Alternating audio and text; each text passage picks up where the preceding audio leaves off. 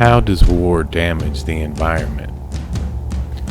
Since long before the Romans sowed salt on the Carthaginian fields during the Third Punic War, wars have damaged the earth, both intentionally and as a reckless side effect. There are many examples of how wars harm people and the planet. Non-nuclear bombs in World War II destroyed cities, farms, and irrigation systems, producing 50 million refugees and displaced people. The U.S. bombing of Vietnam, Laos, and Cambodia produced 17 million refugees. At the end of 2008, there were 13.5 million refugees and asylum seekers around the world, a total that would be pushed much higher with wars in Syria, Iraq, Afghanistan, Libya, and elsewhere, destroying homes, villages, and cities. A long civil war in Sudan led to a famine in 1988, and Rwanda's brutal civil war pushed people into areas inhabited by endangered species, including gorillas. The displacement of populations around the world to less habitable areas has damaged ecosystems severely. The 2003 U.S.-led invasion of Iraq included 29,200 airstrikes, followed by another 3,900 over the next 8 years. The U.S. military targeted civilians, journalists, hospitals, and ambulances. It also made use of what some might call weapons of mass destruction, using cluster bombs, white phosphorus, depleted uranium, and a new kind of napalm in densely settled urban areas. Birth defects, cancer rates, and infant mortality went through the roof and are still there.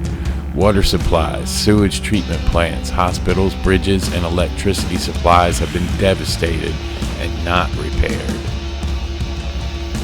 There are many instances linking war to water issues and environmental degradation, such as wars in Angola eliminated 90% of the wildlife between 1975 and 1991. Ethiopia could have reversed its desertification for $50 million in reforestation, but chose to spend $275 million on its military instead, each year between 1975 and 1985. And a civil war in Sri Lanka between 1983 and 2009 felled 5 million trees. The Soviet and U.S. occupations of Afghanistan have destroyed or damaged thousands of villages and sources of water. During the Gulf War, Iraq released 10 million gallons of oil into the Persian Gulf and set 732 oil wells on fire, causing extensive damage to wildlife and poisoning groundwater with oil spills. In Afghanistan, the Taliban has illegally traded timber to Pakistan, resulting in significant deforestation. U.S. bombs and local refugees in need of firewood have added to the damage. Afghanistan's forests are almost gone. Most of the migratory birds that used to pass through Afghanistan no longer do so. Its air and water have been poisoned with explosives and rocket propellants. Perhaps the deadliest weapons left behind by wars are landmines and cluster bombs. Tens of millions of them are estimated to be lying around on Earth, oblivious to any announcements that peace has been declared. Most of their victims are civilians, a large percent of them children. In 2020, U.S. President Donald Trump authorized a more widespread use of landmines. In 1993, a U.S. State Department report called landmines the most toxic and widespread pollution facing mankind.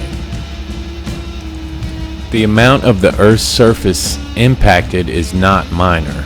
At former combat zones in Europe, North Africa, and Asia, millions of hectares still are under interdiction. 1/3 of the land in Libya conceals landmines and unexploded World War II munitions. While landmines and cluster bombs have been banned by 160 of the world's nations, the Trump administration has abandoned treaties banning both types of weapons. From 1965 to 1971, the U.S. developed new ways of destroying plant, animal, and human life. It sprayed 14% of South Vietnam's forests with herbicides, burned farmland, and shot livestock. One of the worst chemical herbicides, Agent Orange, still threatens the health of the Vietnamese and has caused some 500,000 birth defects. In its wars in Yugoslavia and Iraq, the United States has left behind depleted uranium.